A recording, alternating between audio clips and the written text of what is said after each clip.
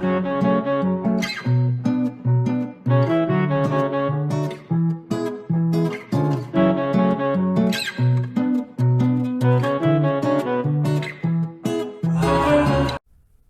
up, people, and welcome to the 12th installment of Chingron, where today I'll be discussing my healthcare experience in Canada as an American Trans-Latino.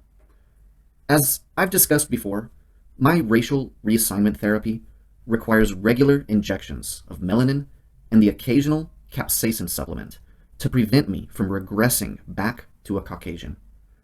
Additionally, I require vast amounts of psychotherapy, as people who suffer from racial dysphoria are typically insane.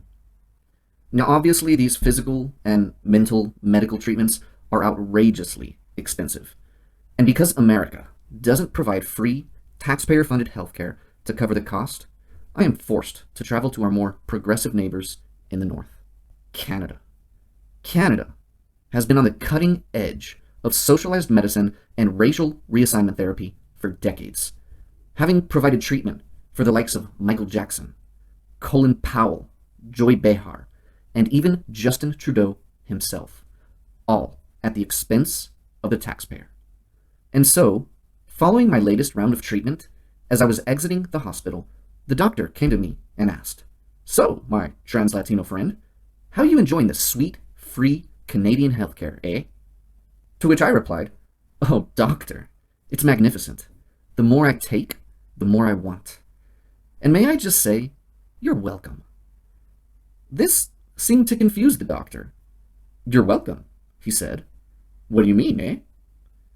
"Well, I mean, America pays for this sweet healthcare system." "Oh no, my trans-Latino friend.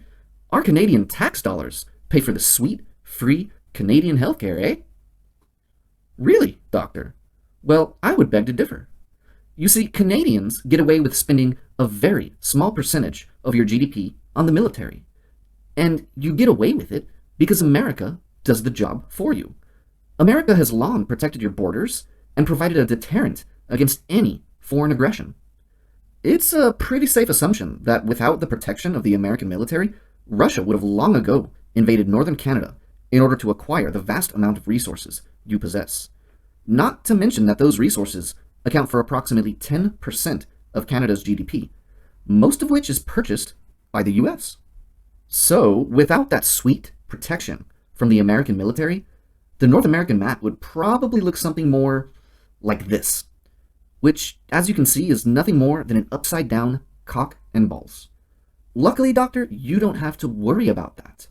And with all the cash you guys save from not needing a real military, you can afford to pay for all this sweet socialism. In fact, I could make the exact same argument for Europe. All of that sweet European socialism is bought and paid for by the United States of America. And so, while my liberal comrades in Canada and Europe criticize American military aggression and intervention, well, I completely, 100% agree. We need to bring our troops home and cut military spending so we can give some of that sweet socialism to our own citizens. And when you guys no longer benefit from that sweet American military protection and are forced to beef up your own militaries, well, you can figure out how to pay for that sweet socialism on your own. And that's all I got to say. This is Chingron, signing out. If you enjoyed this video, then please like and subscribe. And until next time.